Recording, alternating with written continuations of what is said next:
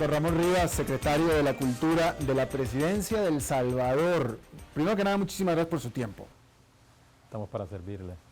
En El Salvador, la cultura va bastante más allá, debería de ir, si depende del presidente, más allá que una actividad cultural como un bailable, una exposición de arte o un festival culinario, ¿no es cierto? Vi que es bien interesante lo que usted menciona, porque efectivamente en el pasado en nuestro país la cultura fue vista precisamente como algo que tenía que ver con las bellas artes, ¿verdad? Y precisamente también con determinadas actividades de carácter cultural, ¿no? Existía todo un activismo que tampoco es malo, ¿no? Pero la nueva visión ahora es que la cultura se debe de convertir en un derecho para todos salvadoreños, porque por muchos años la cultura, desde el punto de vista del activismo cultural y desde el punto de vista, entendiendo esto solo como las bellas artes, como era antes, era un determinado grupo social el que se daba el lujo de decir nosotros estamos altamente educados en los aspectos que tienen que ver con cultura y prácticamente pues el resto de la población era visto como alguien que hasta cierto punto en muchos casos se utilizaba, ¿no? Entonces la nueva visión del señor presidente de la República es que la cultura se convierta en un derecho para todos los salvadoreños. Y es más, la cultura se ha convertido ahora como un eje transversal en toda la política de gobierno. Pero déjeme le pregunto, ¿qué es lo que es un derecho para los salvadoreños? ¿La cultura como un todo, cosa que voy a pedir que me explique porque supongo que esa va a ser la respuesta, o un derecho a las actividades culturales? Las dos cosas. Como un todo, es decir, cuando yo hablo de que la cultura se debe de convertir en un derecho, es disfrutar de todo lo que tiene que ver con la misma creatividad del salvadoreño, porque cultura es todo lo que el ser humano hace y cultura lo encontramos reflejado no solamente en determinadas expresiones culturales, sino que en lo que el ser humano ha creado, ¿no? Sus instituciones.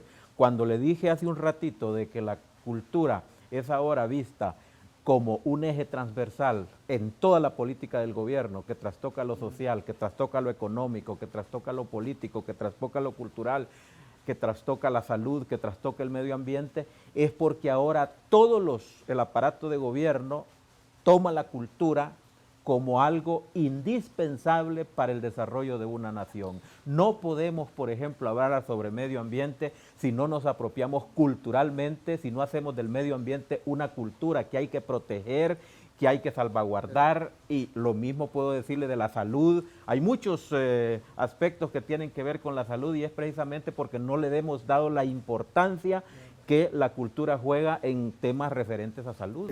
De los objetivos clave del SEC, y esto es importante en un país como el tuyo, y también como Guatemala, como Honduras, es el utilizar a la cultura como un instrumento para alcanzar la paz, o generar paz a través de la cultura. Aterrízame ese concepto también, por favor. Y yo te lo puedo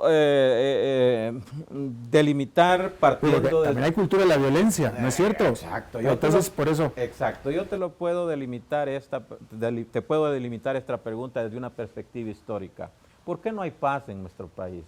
¿Por qué? Porque nuestros países, desgraciadamente, a lo largo de la historia pasada y reciente, han sido confrontados en forma cíclica y muchas veces en forma constante, no solamente por desastres naturales, sino que también por desastres sociales, lo que ha generado toda una transformación en las estructuras sociales que conforman la sociedad, pero también las injusticias sociales que hemos visto a lo largo y ancho de nuestro territorio, ¿no?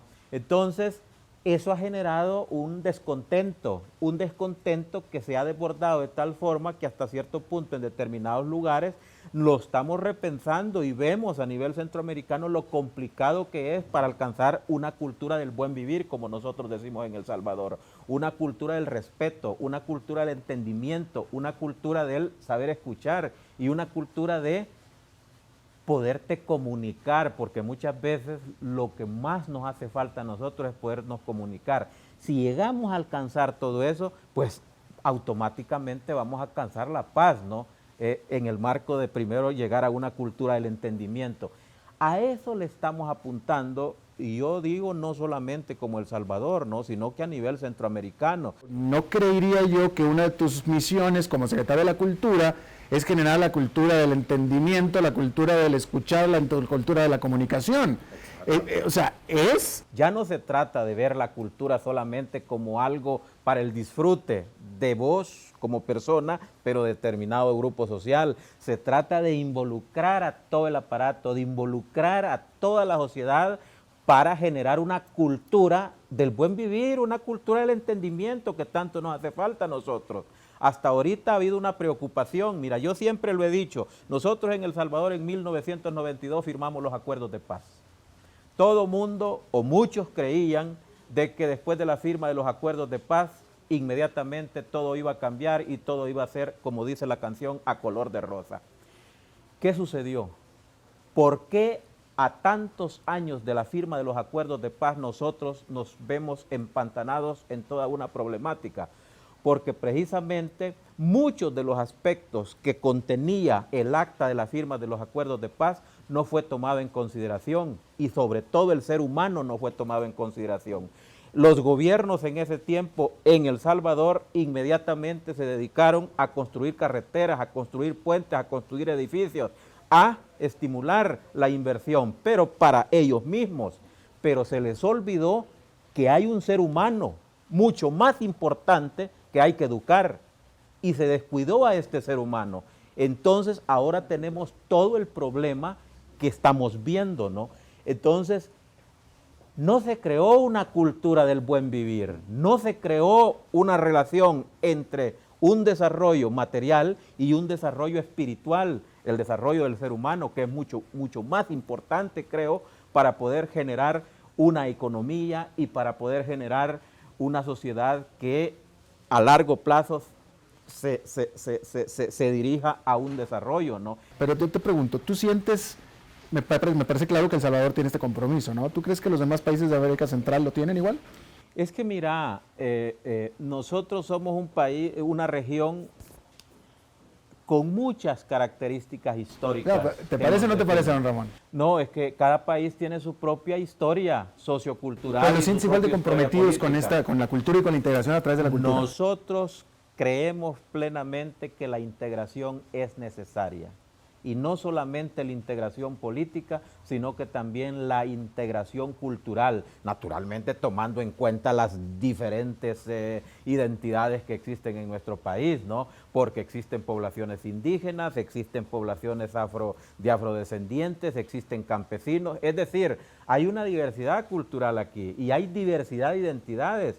Por ejemplo, existe la identidad del policía, la identidad del obrero, la identidad del ama de casa. Entonces, el reto es encontrar una unidad en toda esa diversidad, respetando siempre la diversidad. Espero que me tratas de entender, ¿no? Muchísimas gracias. Bien, y eso es todo lo que tenemos por esta emisión de Centroamérica Habla con su servidor Alberto Padilla. Muchísimas gracias por habernos acompañado. Le mando un saludo desde Antigua, Guatemala. Nos vemos en la próxima y continúe en CB24.